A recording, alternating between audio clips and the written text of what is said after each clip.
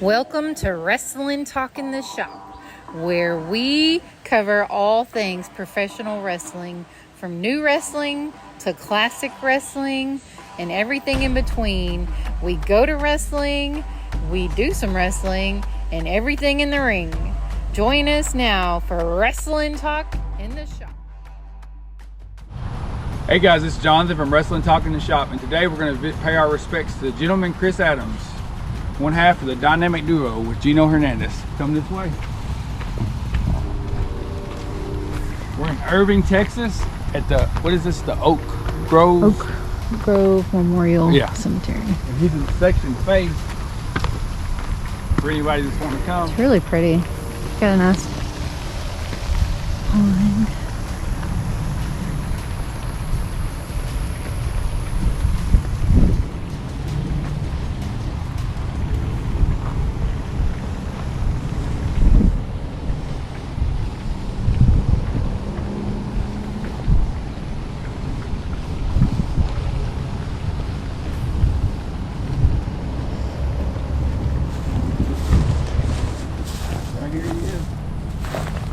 Gentleman Chris Adams.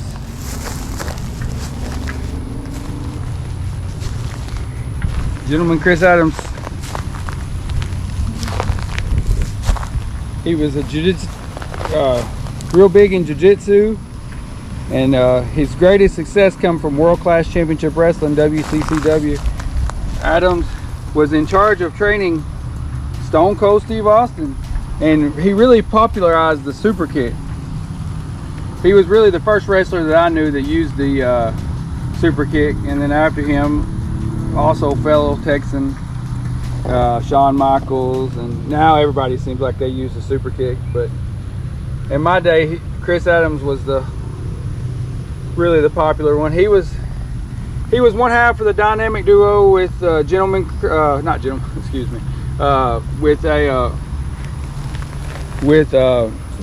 Gino Hernandez, excuse me, I get my words twisted sometimes.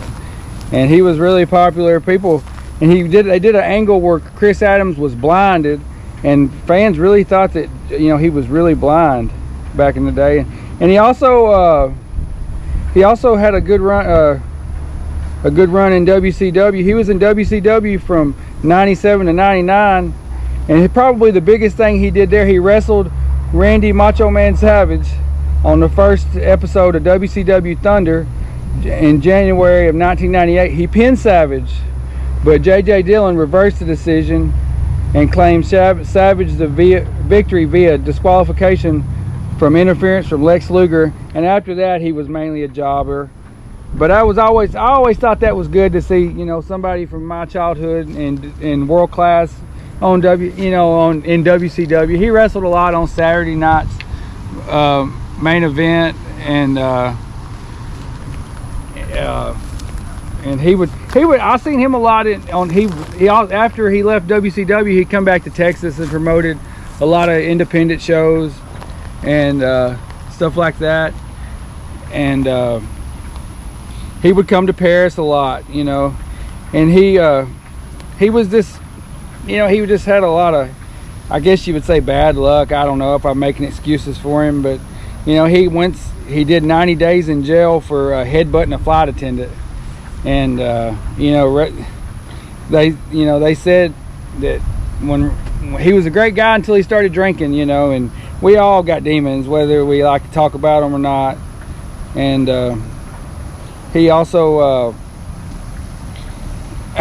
he had a lot of legal issues, and he had a lot of DWIs, and also that his Stone Cold, they did an angle, I don't know if his wife, if they were already split up, but Stone Cold ended up marrying his wife, Jeannie Clark.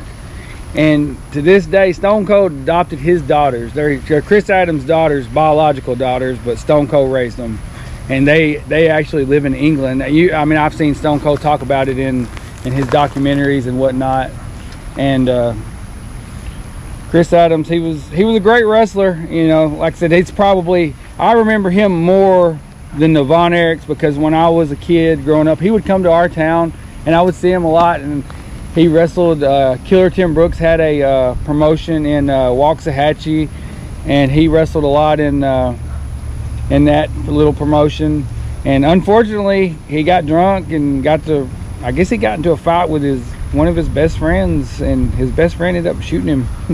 And he ended up getting off of it, claiming self-defense. You know, like I said, none of us are perfect, you know, but it is what it is. I mean, but anyway, there's the grave of Chris Adams, and British flag on it. yeah, it's got the British flag on it. And like I said, I mean, I have good memories of him, but I wasn't around him, you know, when he was doing his bad stuff. But anyway, and his wife, I think he was actually charged with manslaughter of Karen because she took some GHB. But you know, I don't know, but she's passed away. I don't know what the deal is there. But anyway, maybe she didn't have a plate or something. I don't know. But we've changed the culture in professional wrestling. It's not quite as dark as it used to be. Huh? We've changed it. That's what I'm saying. We as people changed it. That's what I meant. Not they. Our generation has changed it. Yeah, that's what I meant. Yeah. But anyway, he's in Irving if you want to come see him. And beautiful cemetery, as most of them are. I mean, I try to go to a lot of wrestling. A lot of wrestlers if I'm in the area, and I think, hey, let's go see Chris Adams. I know it's weird, but just kind of you get a memory of your childhood for just a small moment, you know. And funny story about Chris Adams. One time when I was a child, he come to our local fairgrounds, and like I said, I was a kid. I was a child. That's what out here. I was a child, and I went to the restroom. And this is a small independent show, and Chris Adams is in there in the stall taking a number 2. And I just thought it was the coolest thing ever, because I was next to in the next stall, and I could see down at his ankles, he had his British wrestling trunks down around his ankles, and I waited for him to get his autograph. And I've got some Polaroids somewhere of me and Chris Adams. I seen it. He come to my town a lot when we were kids. You know, him and Action Jackson and Greg Valentine, and heck, we even got Rowdy Piper a time or two. But anyway, and I just remember, and I was thinking, I bet he thought, man, I can't even take a dump without these people bothering me. But anyway, and there it is, the grave of gentleman Chris Adams. We hope you enjoyed this, and we'll show you some of the cemetery. Human interaction is good for the channel. Like and subscribe. Hit that notification bell. Thanks, guys. Look at that cannon there. That's cool. Oh, yeah. I'm going to roll my window down so you can see it better. Yeah, we'll kind of ride through here. Show a little bit. That's pretty cool. Veterans. That's cool. I'd like to have that in the front yard. It would be cool. I'm sure my neighbors would like it.